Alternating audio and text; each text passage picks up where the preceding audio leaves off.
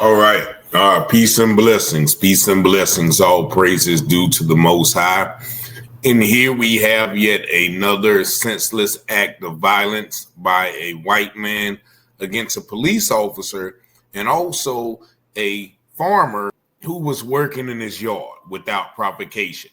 This is about the death of Officer Henry Franklin. There you see him to the left, and Gerard Essner, an Army veteran and a soybean farmer who was killed by this man, Nathan Peters, a self-proclaimed gun enthusiast out in Mississippi County, Missouri, in Bertrand or Sikeston. Now I'm going to play you this video, and we're going to watch how the narrative is not focused on this cold-blooded killer, but the sanctity of the lives of the victim. This video is fair use for literary and commentary purposes only. Just watch. Continuing our coverage of a death investigation out of Mississippi County, Missouri. We're learning of the death of 3 people total, including a gunman and a Sikeston police officer. Now, this all started yesterday around 2:30 with the missing person report. Law enforcement responding to a home at 8101 County Road 408. That is a very rural area in Mississippi County, as you can see. Now, multiple agencies responded to that scene, and after hours-long standoff and what the sheriff called a fluid situation, that area eventually secured. News 3's Jake Siegel is near the scene now. Jake, what new details do you have for us? Rachel, the Mississippi County Sheriff has given us a lot of information in regards to what had happened so far, and we've learned the names of the victims. The first one, homeowner Gerard Essner, and tactical officer with Sikeston is Henry Franklin. We've also learned the suspect's name, Nathan Peters. Now, Sheriff Bitten Farrell met with us earlier today. He mentioned that there's still a lot to go on, still a lot to uncover, still a lot to unfold. And this process, as you mentioned a moment ago, fluid, but a lot more questions and answers at this point. We hope to learn some more of that throughout the afternoon and throughout the evening as well. He also says he doesn't see this investigation being a very long process. No, I think it's pretty clean cut. It's collecting and processing the evidence and reports. Paperwork takes quite a bit. Then it'll be just if the prosecutors want to look at it, but who are you going to prosecute, right? But right now we're going to concentrate on the victims, the Franklin family and the Essner family, and be there for them. The Essners on the civil side and our law enforcement brother on the blue side. So a very tragic situation unfolding in the last day plus so worth of information that we've received. Obviously, we're continuing to learn more hour by hour, and we'll, of course, keep you updated both here on air and online on our website, WSILTV.com. Now, the Missouri State Highway Patrol's Division of Drug and Crime Control are currently investigating the death of Officer Franklin. Once that investigation is complete, reports will go out to the county prosecuting attorney for review. For now, in Mississippi County, Missouri, Jake Siegel, News 3. All right. Thank you, Jake. Well, Sikeston officials already reacting to this tragedy. Mayor Greg Turnbow ordering the flags in town to fly at half staff until the services are complete for Officer Franklin. The Department of Public Safety Director James McMillan also releasing a statement. He says, quote, "Our department has suffered an unimaginable loss. We ask that you keep Franklin's family and our department in your prayers," end quote. Now, other departments, including Scott City Police, Minor Fire, and the Sikeston Chamber of Economic Development, also releasing their own statements, offering condolences and asking for prayers. All right. And so you hear the mayor and the police chief and the sheriff focusing basically on the victims and their families. As the sheriff said, we're going to concentrate on the victims and their families. Now, I am going to share some information, about the killer, as well as, show some more information on how, they are focusing on the officers. But let me tell you what happened. This guy, Nathan Peters, was actually in his yard firing off gunshots. Once again, they said he was a gun enthusiast. Now, Gerard Essner, the older guy, here he is right here, he was harvesting soybean He was a soybean farmer, 63 years old, on the neighboring property. So he called his relative and said, look, okay, man, there's some gunshots over here. I want to go over here and check it out. And 3 to 4 hours later, I guess that relative called and reported him missing. And according to, an article, evidently they probably got his phone records or pinged them. And they went to the property of this man, once again, Nathan Peters. You see him there. Nathan Peters was on his property. They said that they found the body of Essner when they went to the property. They said the body was tucked under a porch under a tarp.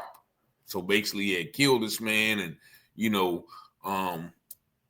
tucked his body up there. For what? We don't even know. Apparently, I don't think he even knew the guy. Nevertheless, the police came in. There was a standoff. And during the standoff, old Nathan Peters bust off at the officers out there. And he killed this man, Henry Franklin, senselessly, right? And then, they said after an hours-long standoff, basically the monster, Nathan Peters, unalived himself. They said they found him in the bathtub. Then that's when they contained the scene. And as the sheriff said, well, there's nobody to prosecute, so we're going to focus on the families, both on the civil side and the criminal side. Now, also, as you heard them say, that area is very rural. Now, once again, I've never heard of Mississippi County, Missouri until this day. And once again, this happened on October the 6th. And somebody tell me what fluid means. I kept hearing that word, fluid. It's a very fluid situation. What does it mean when they say that? Now, again, they are, painting the incident as a tragedy for the city. I'm going to read something the city said, but let me read you Nathan Peters' obituary, the killer's obituary. Now, here's what I guess his family is saying. The tight-knit community of Bertrand, Missouri is mourning the heartbreaking and unexpected loss of Nathan Peters, whose life was tragically cut short. His sudden passing has left family members, friends, and neighbors in deep sorrow, struggling to come to terms with the loss of someone so full of life, kindness, and potential. Yeah, kind enough to kill, your neighbor and an officer for no reason. But let's go. Though Nathan's time on earth was far too brief, the legacy he leaves behind is one of love. Really? This is how he displays love, laughter, and unwavering generosity. Yeah, he definitely, gave out some slugs that day. Nathan was a man who embodied sincerity and hard work. Known for his down-to-earth nature and strong sense of responsibility, he approached everything in life, from his work to his relationship, with dedication and care. Those who knew Nathan described him as someone who would give this shirt off his back, along with some gun shells, to help a friend in need. He was humble, loyal, and, of all things, kind-hearted. What a great display of kind-heartedness. The type of person who made everyone feel comfortable. Sure, that officer in Essner felt comfortable and valued. His friendly smile and genuine warmth could brighten in even the darkest day. This is definitely a dark day. Born and raised in Missouri, Nathan was proud of his roots and deeply connected to his hometown of Bertrand. He valued family above all and else and found joy in the simple moments, like shooting people, spending time outdoors, gathering with loved ones, and lending a helping hand whenever it was needed. He handed out some slugs, all right? His compassion extended beyond his family. He was well known to volunteer his time to support friends, neighbors, and community members. Nathan's selflessness and compassion left an indelible mark on everyone who had the privilege of knowing him. Friends recall Nathan as someone who loved to laugh and bring people together. Definitely brought some families together that day. Whether it was a cookout, a day of fishing, or a casual event, spending time with sharing stories, Nathan had a way of making every moment memorable. Pretty sure these families are going to remember that moment. His sense of humor and lighthearted nature made him a joy to be around, and his genuine care for others made him a confidant to many. He had an innate ability to lift others up, with bullets, a quality that would be dearly missed by all who were close to him. The cause of Nathan Peter's tragic death has not been publicly shared, and the family has requested privacy as they navigate this painful time. With what remains certain, however, is that his loss has deeply affected everyone who knew him. And so, they go on to, do the family and grief and, all of those things. But this is how they are describing this man who killed an officer and a neighbor for no unodd reason. But nevertheless, it took me 20 minutes, 30 minutes to find this photo of him. And you see, there is hardly no mention of him in the article. And check and see if you can see if there's any mention of the savagery of the event in this article. We will honor his memory by continuing to hold the line that he gave his life to uphold. Family, friends, and law enforcement from around the region gathered to honor Sikeston officer Henry Franklin, who was tragically killed in the line of duty this week. Good evening, everyone. It is an emotional day for local law enforcement as they laid to rest one of their own, an officer that they called a hero. KFES was invited to share his service with the public. Nikki Clark has more. Today, we gather to honor a man who lived with courage, loved with his whole heart, and gave everything he had to protect others. My husband, Henry, was not only a hero in uniform, he was my best friend. Sikeston Department of Public Safety Chief Jim McMillan reads from a letter written by Officer Henry Franklin's wife, Leah. Every day he walked out the door, and I knew he was walking into a world that could be dangerous. But I also knew he carried his faith, his strength, and his love for us with him.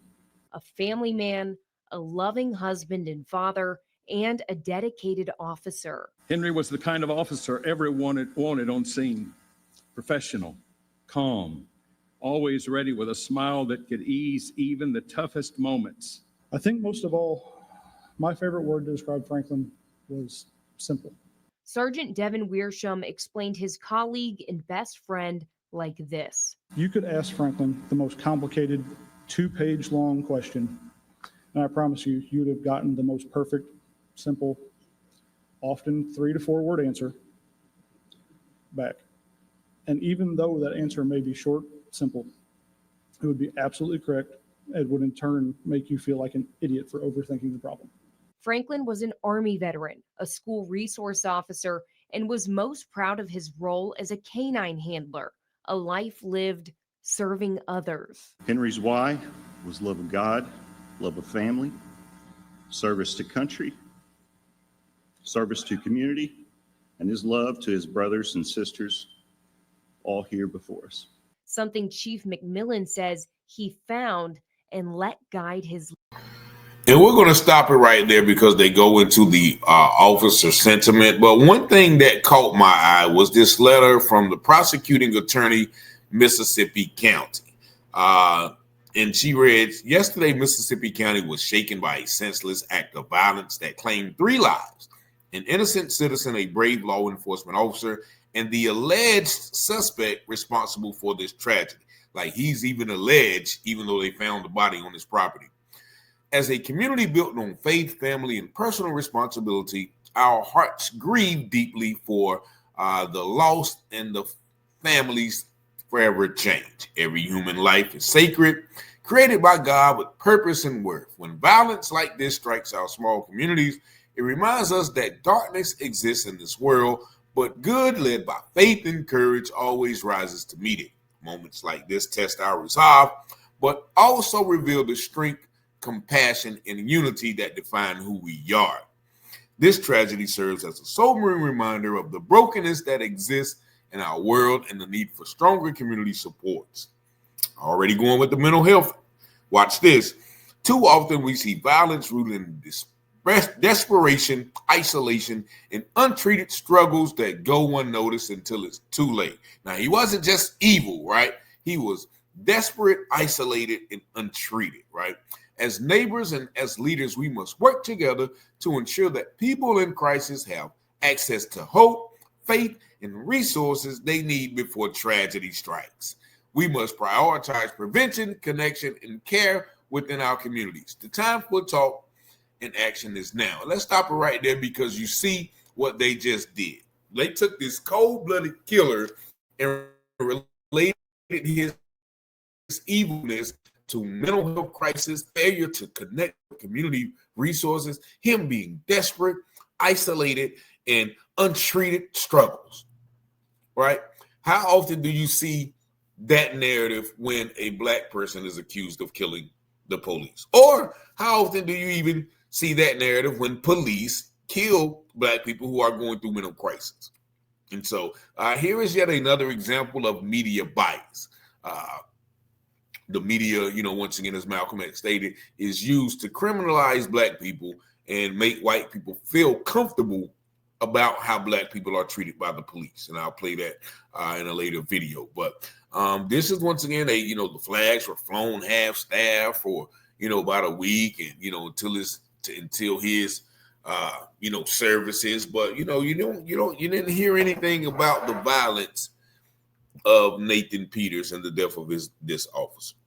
And this happened a month ago. So y'all let me know what y'all think about this video in the comments. Y'all see the number 919-587-7782. Thank y'all for liking, watching, sharing, and subscribing to the channel. And as always, I pray you have peace and blessings.